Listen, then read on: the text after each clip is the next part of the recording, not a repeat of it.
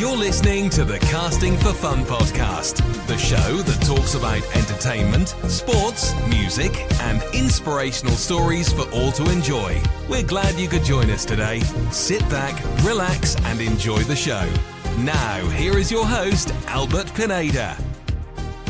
Welcome, everybody, to this week's episode of the Casting for Fun podcast. I am your host, Albert Pineda, and this is for Wednesday, August 23rd, 2023. I wanted to do something cool for this week's episode. So last week, if you were listening, I'm assuming a number of you were, you got to hear my conversation with good friends from Temple City. Jeff Haskins, Derek Dupre, Tad, and Nick Turner. It was really cool reminiscing with good friends that I knew from that era. So I kind of wanted to keep it going a little bit. So this week I'm going to be speaking with Carlos Garcia, who actually is a couple years older than me. He would be from the generation group of my older brother Fernando and Tad, who was on the podcast last week. So I get to talk to Carlos, and it was kind of cool to run into him randomly at a wedding reception because he's quite the accomplished DJ. And as it turns out, my wife was planning a wedding for one of her closest friends' daughter. And Carlos happened to be hired as a DJ for that wedding. So it was pretty cool just to randomly see him at a wedding that I was helping my wife put on. And I got to talk to him for a little bit, but I really wanted to dive deeper, talk about his DJing career, talk sports, things like of that nature. So I was grateful that Carlos was able to give me some of his time, and we get to have a fun conversation. So it's always great to reminisce with old familiar faces, and Carlos was an excellent guest. So I'm grateful to have him on. He's an amazing, awesome DJ. So I want to plug him in again. If you're looking for a DJ, look to hire Carlos Garcia. He's really, really good. And I hope all my family and friends survived Hurricane Hillary, and hopefully everyone came out of it okay, no problems. And yeah. So enjoy the rest of your summer, and please enjoy my conversation with Carlos Garcia. But joining me tonight on the Casting for Fun podcast is Carlos Garcia. Carlos, how are you tonight? Good. Thank you for having me. Oh, thank you for indulging me in this hobby of mine. I think it's actually kind of fun. Like it's nice just to catch up with friends and family, and the podcast is the perfect excuse to contact people and say, hey, let's just sit down and talk about things that are funny and interesting to us. Oh, that's cool. That's a nice idea. Oh, cool, man. Cool. So I'm anxious to hear about your DJing career. It was actually a pleasant surprise to me to see you at the Kelly wedding back in May. In fact, I mean, my wife, who's good friends with the Kellys, was their wedding planner, helping them organize things. And she was telling me about the DJs that Kellys were going to hire. And then I show up and it's you. I was a pleasant surprise. I didn't know you were going to be there. Yes. So my road started in 2007, 2006. My official interest in working and striving to be. So in 2007, I pretty much became a DJ. And then from there, I've been putting in work. Oh, very cool. What was it that sparked your interest about DJing? Because actually I DJ'd a little bit too, but not professional like you. I was actually like an amateur, like a church dance DJ. Oh, nice. It's funny that you say that. So back in high school, of all things, at Temple City High, they had like Friday night house parties in the 90s, early 90s. And so one of my buddies was a DJ. And after a while, I just became mesmerized by the control he had with his music selection. Mm-hmm. And unfortunately, I was too quiet to like ask him for help. You know what I mean? Like I just watched. I didn't like, hey, say, what's up? Can you teach me how to DJ? Uh-huh. So that interest kind of went away, and then around 2004, I want to say, I met another member, right? He was a DJ. I started going to his dances and like the young single adults dances. Yeah. And so then I was like, somehow that interest came back in me, like it just sparked, and I started helping him out, right? I started like going to his house and messing with his equipment. Going early to his events to help set up and break down and just kind of watch, right? And learn for those first couple of years, kind of like an assistant.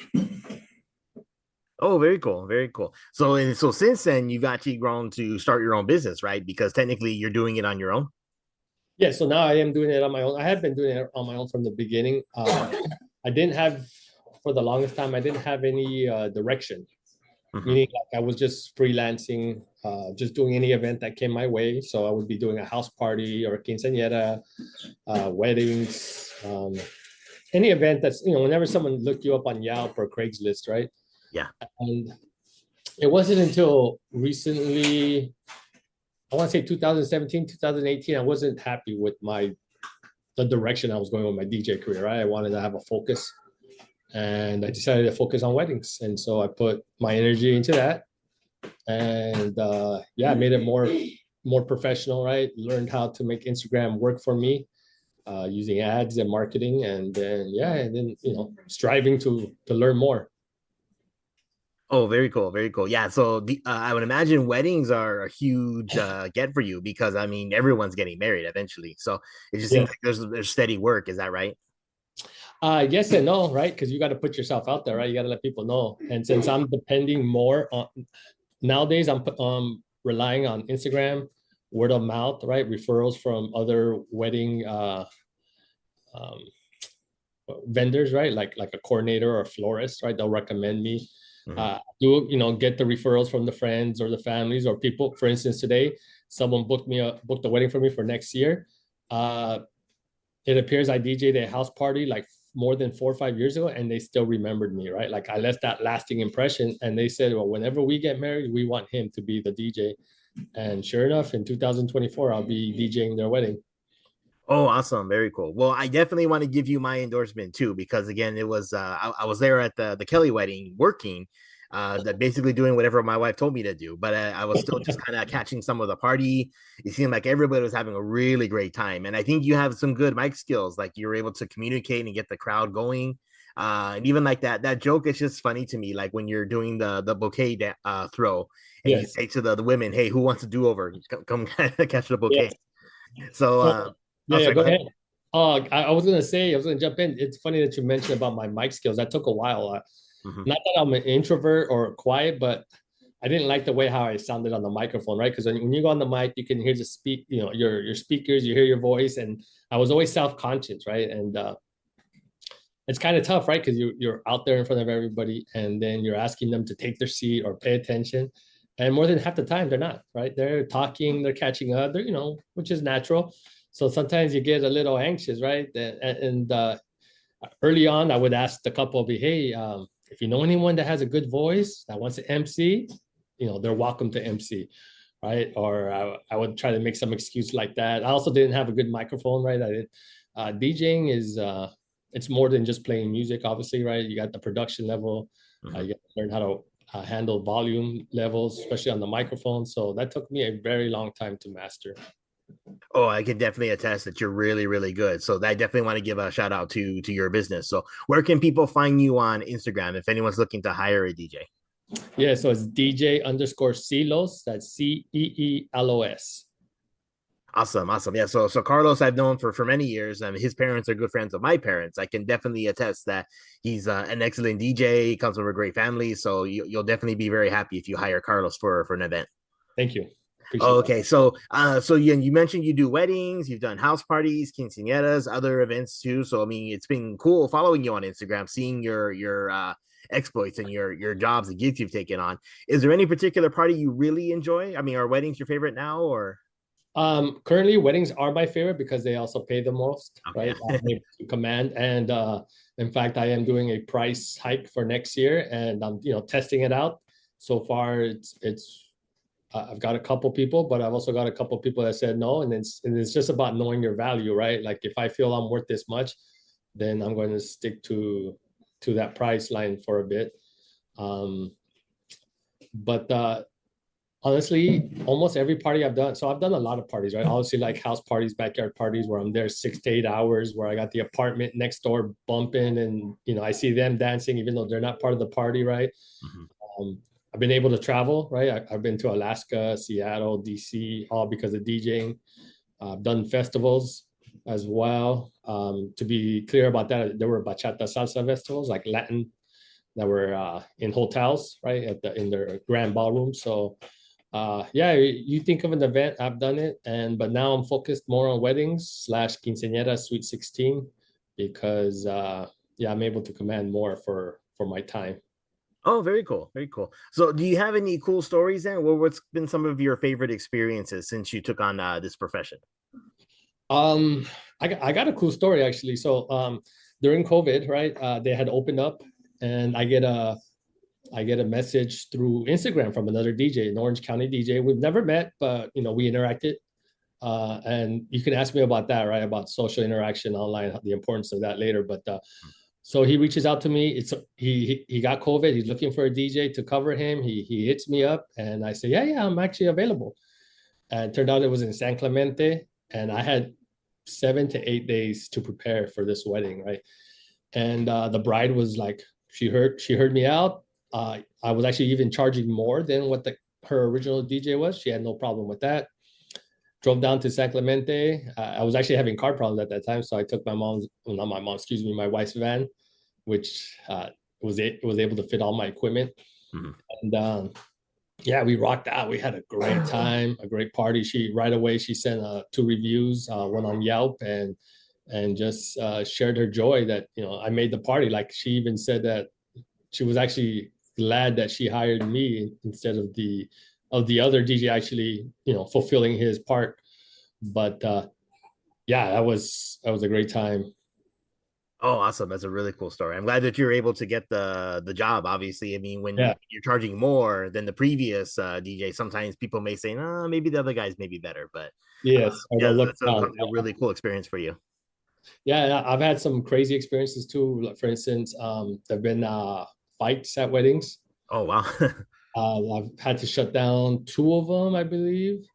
Yeah, it was like the groom was trying to break it up, and it was a backyard, big old wedding though, but it was in the backyard, and it was late in the night, and the macho ego got in the way, and next thing you know, people screaming. So I just turned off the music and packed up and went.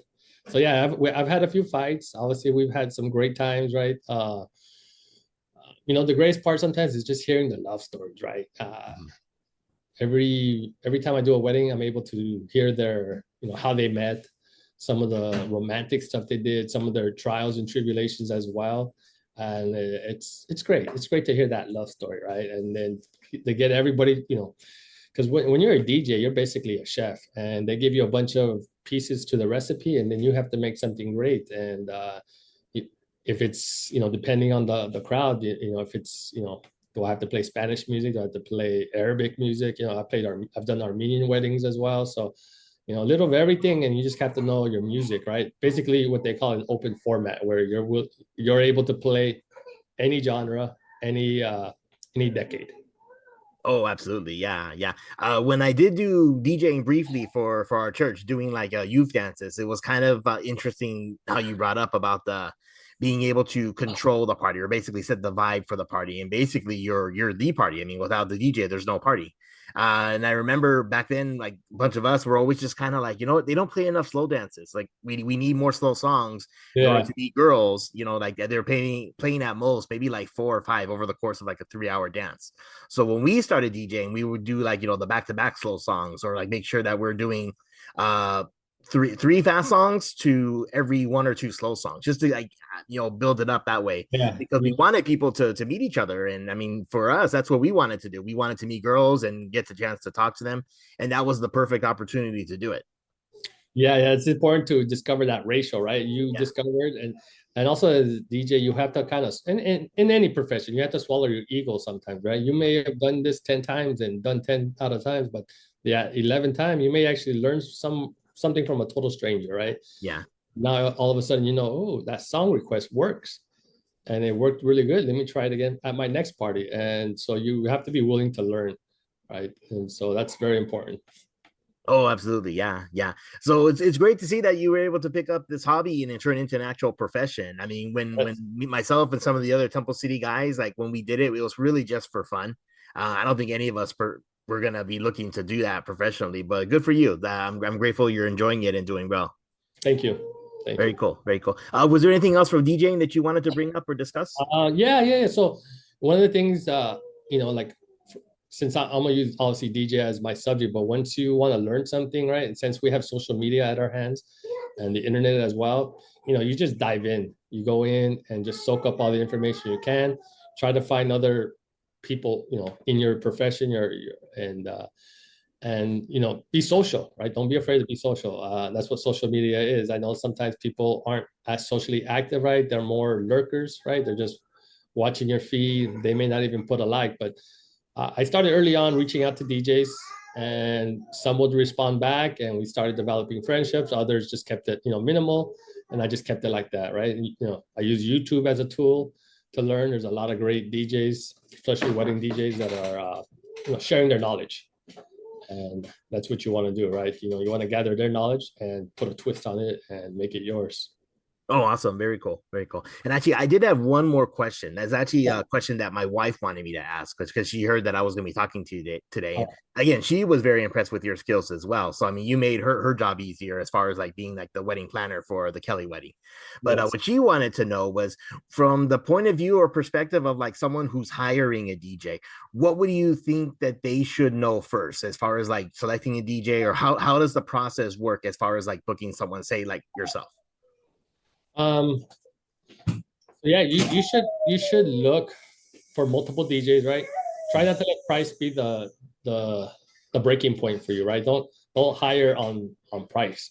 Mhm. And the reason I say that is because people still buy Louis Vuitton purses, they drive Teslas, they'll get that steak dinner, right, from a very expensive steakhouse. So people are willing to spend, but the reason why they're willing to spend is because those places show value and they show return, right? And that's what people want. So if you're able to show your worth, people will find you, right? You're going to find the right clients, and your circle may get smaller, right? But there's more value to it, and then it just seems to like snowball, right? You get more clients like them. Um, there's another term I use, like low hanging fruit, right? Like I don't want the low hanging fruit ones. I want the fruit that's high up, right, near the top, because there are people willing to spend, right? And it's just finding your avenue, right? Your lane to the top. Oh, absolutely. Very cool. That's definitely good advice. And again, my highest possible recommendation for those who are potentially looking for a DJ, hit up Carlos Garcia. Yeah, yeah. So yeah, and then also you want to hear their skills, right? Like the music. Mhm. DJs will have YouTube channels. They'll have what SoundCloud or Mixcloud where they record their mixes. Obviously, since Instagram is a very great tool, you want to check out their work, their stories. I've gotten a lot of bookings just that way by people sharing my page. They saw what they liked and they end up reaching out. So if you see your Instagram as a portfolio and make it that way, you can find your client, right? And you just got to put in the work too. Awesome. Very good. Okay. Are you ready for some Dodger talk? Yeah, sure. Okay. Well, I definitely want to talk some Dodgers with you because again, every time I hear someone's a fan, it's absolutely we need to talk some Dodgers. So the team's looking great. I mean, I think the record's 14-1 since the trade deadline. I didn't see Yeah. if they won tonight. I was about to check myself to see if they won. I think they were winning. Let's check right now. It shows 1-0 final. Oh, very cool. Very So good. Very yeah. good. So it's been an amazing season so far. I mean, we don't want to, count our chickens for their hatch. I mean, we know what happened last year, but things I think are looking really, really good for the team, I think. And then it's nice that at the deadline they were able to make some acquisitions, such as getting back familiar faces like Kiki Hernandez and Joe Kelly, and then other contributors as well. How do you think the team's looking thus far? I'll be honest. I knew they were going to do good. I didn't know they were going to be this good because I knew the Giants were stacked from a couple years ago. Obviously, the Padres had momentum from last year. They made some big acquisitions as well, with Xander Bogaerts and, obviously more pitching, frontline pitching. And so it's kind of surprising to see that the Giants and the Padres especially have flatlined. The Padres most likely, but and then the Diamondbacks were an early surprise, and I was like, whoa, that caught me off guard, right? They're in first place, and the Dodgers are kind of just chilling in second place. I know the fans were a little anxious about that early on, but it's great to see that turnaround. The Dodgers just blew by everybody. Oh, absolutely. Yeah. Yeah. And have you had a chance to visit the stadium since they've done their renovations? Yes, I actually did. We went for the Dodgers Yankees game. I want to say I was prepared, but also unprepared for how fast the game moved. Like uh, it was a little tough taking my family, being there with my family, right? Because the kids need their attention and their interest on the game is, minimal. Mhm. so you have to keep them active. But it just seemed like the game flew by. Like I was like, whoa, it's almost time. Like the game's almost over. I feel like we just got there. Yeah, yeah. Actually, two things about that I wanted to ask you about. So yes, obviously you're a father as well, and we're bringing kids to the stadium. It kind of seems like with the renovations they've done, it's kind of more family friendly, which I guess could be a good thing and a bad thing, in the sense that you want the kids to be entertained, so you take them to the play area, but at the same time, if they're too entertained, then they want to stay there, and then you don't go back to your seat, and you're missing the game. Yeah, so I remember when I told my wife just get the cheapest tickets because we're not going to be. I guarantee we're not going to stay in the seats. Mhm. The whole game. And sure enough, we were in that family area in two different parts up top and then down below behind center field. Yeah. And I do love. I've been to the stadium last year as well, and I like the fact that now they just let you roam free, right? And there's so many great places to eat, to visit, to hang out. Yeah, they did a really good job with Dodger Stadium. So it's obviously being a Dodger fan, it's one of my favorite stadiums to visit. Absolutely, yeah, yeah. And so that's what I was going to ask. Was it a good experience for your family, especially your kids, who I believe are kind of on the younger side, right? Yeah, it was a good experience. They know that I'm a big Dodger fan. They have their Dodger gear, and so yeah, they're excited. They're down the path to Dodger fandom. Awesome. As a good father should. Yes, yeah. Very cool. Very cool. And then, so the other question I wanted to ask, I've had a chance to ask some of our mutual friends about this. So, Nick Turner and Marcelo Ambriz, and I've even asked Jeff Haskins, do you like the rule change with the pitch clock as far as like speeding up the game, or did you prefer the way it was before? Actually, I don't mind it because they were getting a little exaggerated with the amount of stoppage, and if Mhm. the batter didn't have his right foot in, his right position in, he would stop it and step out, constantly asking for time. And pitchers, I mean, there's only so many signs, there's only so many pitches they know how to throw. Like, pick one, let's go. So yes, I actually do like it. I do think it's going to make it easier to watch on, especially for the playoffs. Mhm. It would definitely suck though, like if the Dodgers were to lose you know, on a pitch violation or a batter, violation where they weren't in place and that was the final out and there was runners on base. You know what I mean? Game 7. So that would be extremely disappointed to. I would be extremely disappointed to lose like that. So, but yeah, other than that, I do like it. Okay, cool. Very cool. It's nice to get your take on that. But yeah, the team's looking good. I mean, as I mentioned before, we don't want to count our chickens before they're hatched, but I mean, to me, it just seems like it's in the bag that they're going to win the National League West, and I'm hoping that this year they'll be able to make a deep run into the playoffs. Yeah, it looks like Atlanta is their contender in the National League West. I mean, they're strong. They got a lot of swag. So I do think that the Dodgers and the Braves will face each other, in the Western finals, whatever they call it, and then hopefully face the Rangers so we can exact a little, revenge on Corey Seager for leaving us. Actually, that was one of the questions I was going to ask too. Is, I mean, yes, we've gotten some recent additions that are great, but we've also lost some great players too. Like Trey Turner was one of my favorites that we lost. Is there anyone else you'd like to see back, possibly, if we could get him Uh, I did like Trey Turner, but I understand that he wanted to be in the East Coast, so back? Mhm. that wasn't such a big blow. Excuse me. And trying to think who.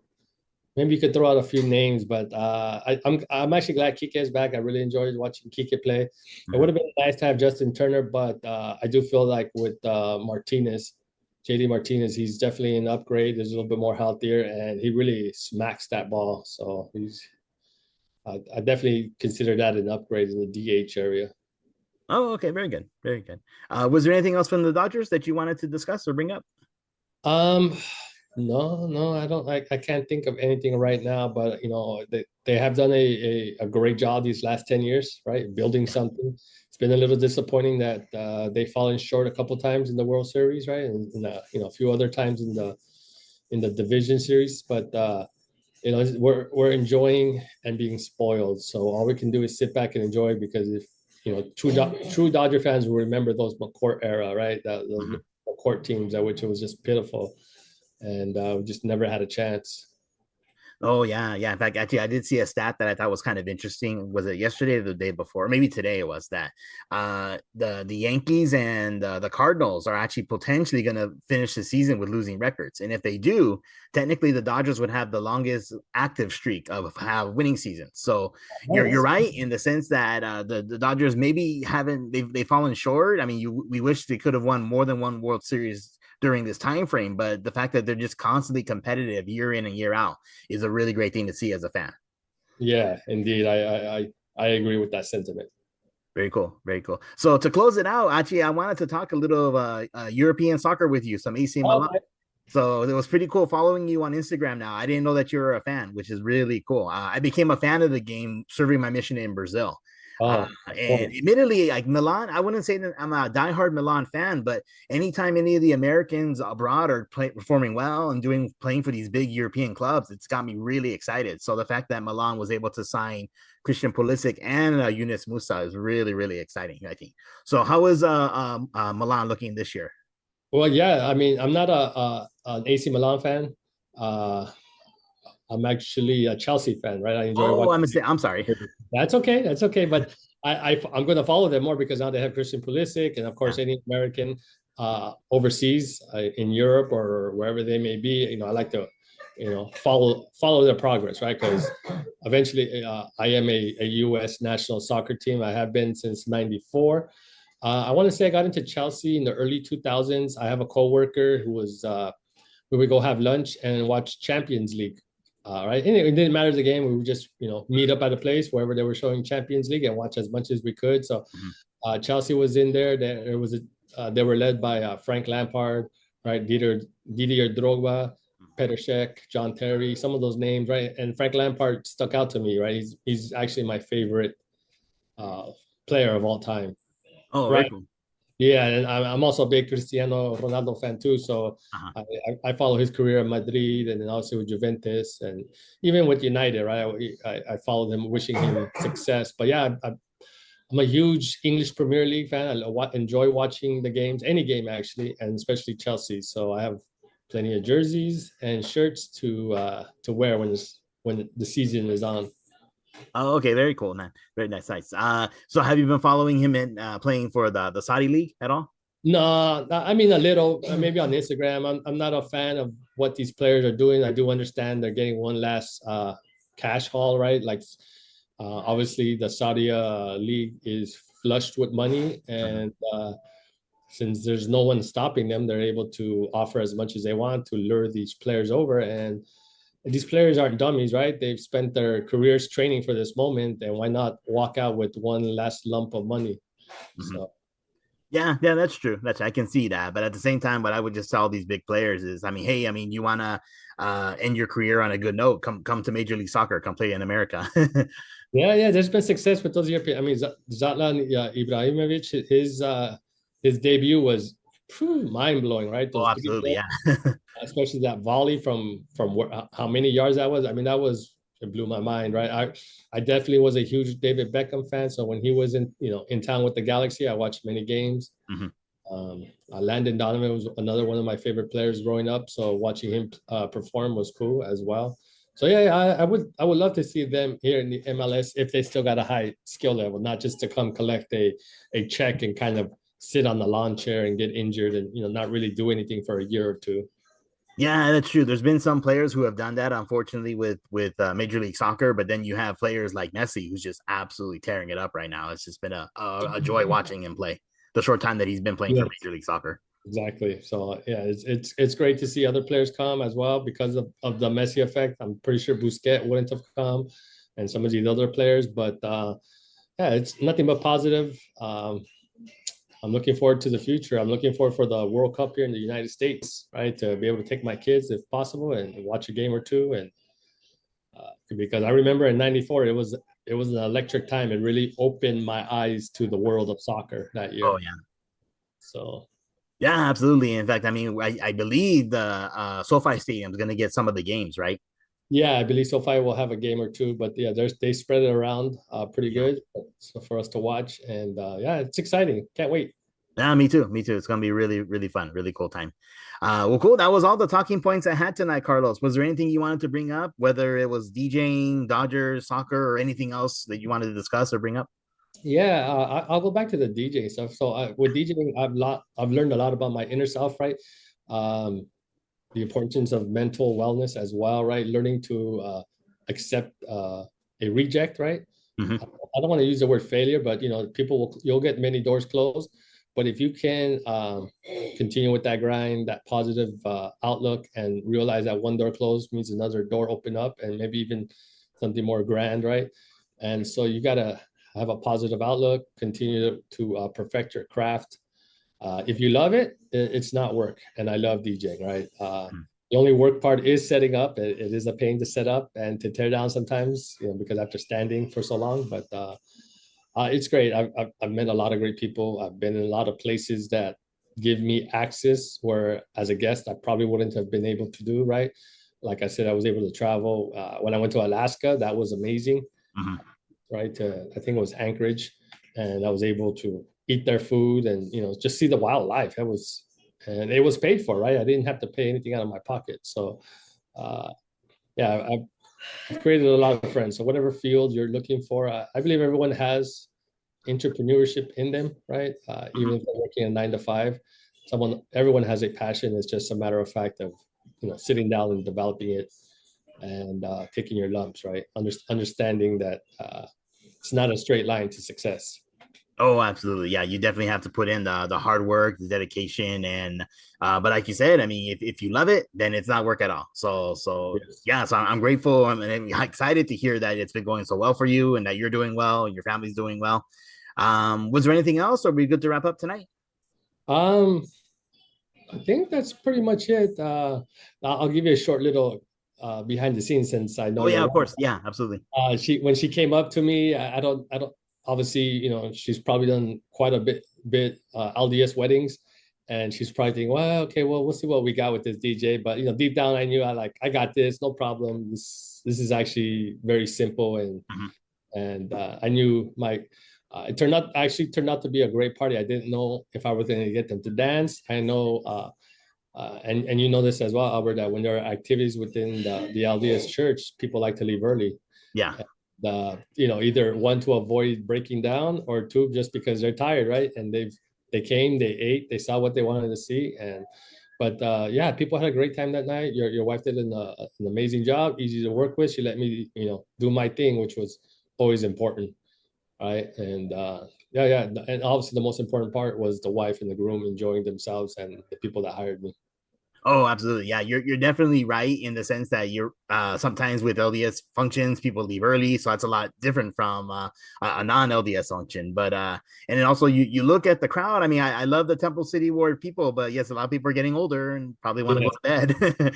yes. But yeah, but you do have the younger crowd too, because obviously Spencer and her husband are younger too. But you got the party going, and I think it was a success all the way around. I think it was a really well done event, and I'm grateful that I got to see you there and that you're Oh, doing yeah, well it was and good. doing good. It was Yeah, good to catch up to you. Obviously, I don't know if I remember seeing your wife's last name or something they told me, but obviously she was quite surprised when you knew me. yeah. Uh, obviously, seeing Tad Turner there, he was, it was good to catch up with him. I Hmm. don't know if I saw anybody else that I haven't seen in a while, but it's also, my family was there, my mom. So Yeah. uh, maybe once, I'll say once a year tops, my family gets to be where I'm at, right? Like they're invited to the wedding or to the quinceañera, and I'm Yeah. DJing, right? So it's kind of cool, right? They get to see me in action and working, and these are little memories that they'll have growing up of remembering their daddy being a DJ.